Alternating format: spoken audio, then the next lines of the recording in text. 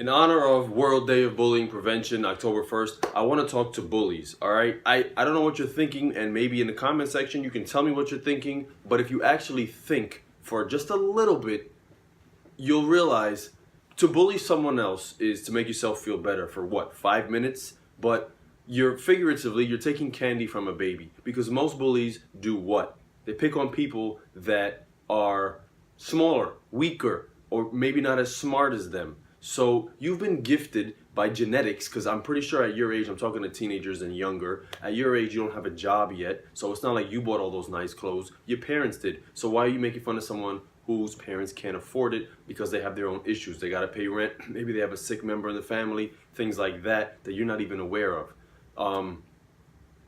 Or maybe you've been gifted with bigger stature. That's just genetics. You're bigger than the other person, but you're picking on them. How does that make you feel good about yourself? What goal did you accomplish? How did you do anything of any value? At the end of the day, you go home and your life is the same, but their life is worse because now they feel terrible about themselves for whatever reason. Whether it's physical bullying or mental bullying. And I'm going to address that a little later also. All right, I really don't get it. And then think about the consequences. Not only they feel worse, but if it's ongoing, then they're gonna feel so much worse that they might do something drastic like hurt themselves, or in extreme cases, they come back to school and they hurt other people. You have school shootings and things like that.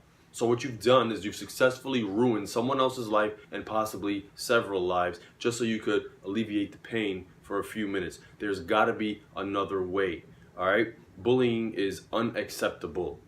Now, maybe you don't know how to deal with that. So one of the solutions to bullying, I think, is more guidance counselors in schools, and definitely more of a support system at home. So now I want to talk to the parents or anyone who's having children. If you're not ready to set a positive example and put your child on the right path from young, then you're not ready to have kids. Because a lot of bullies are bullies because that's what they see at home. Either they themselves are being bullied, or they don't have anyone to look up to at home, and they're just learning from the streets, and they bring it now to their peers. So instead of going to school and elevating their peers, they're trying to break them down because that's all they know. They don't have that positive example at home.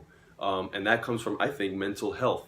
And if you're raising your kids right and you're giving them that self-esteem, they will have the mental health to come to school and spread the love and joy rather than the evil and destructiveness. All right? So I really think mental health and good guidance is definitely going to attack bullying at the source, being proactive rather than reactive.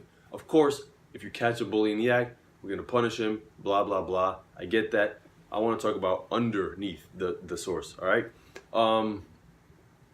Also, speaking of parenting, if you're raising a kid, give them that self-confidence, because there's a gray area in bullying also. I want to talk about the other side now.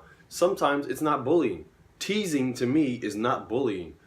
You got to get teased. There's 90% of comedians would be out of a job if they couldn't tease, right? When I was growing up, I got teased. They called me skinny, so I went to the gym. They called me a nerd. Oh no, I'm a nerd. Now I have a good job. I'm successful, and I'm happy with myself. Thanks, fake bully. So sometimes teasing is actually motivation, and if you can teach that to your kids, these words won't hurt, all right? Because what? You're not paying my bills. You're not feeding me. You're not taking food out of my mouth, unless you're that small percentage of bullies who actually steal food from other people. So you don't matter. There's nothing, oh no, you called me short. Now what are you going to do about it? Nothing. I'm short. I embrace it. That's it. I have a good sense of self. It's not going to bother me. All right? There's just certain things that shouldn't bother you. And teasing, to me, is not bullying if we encourage these kids to be happy with who they are.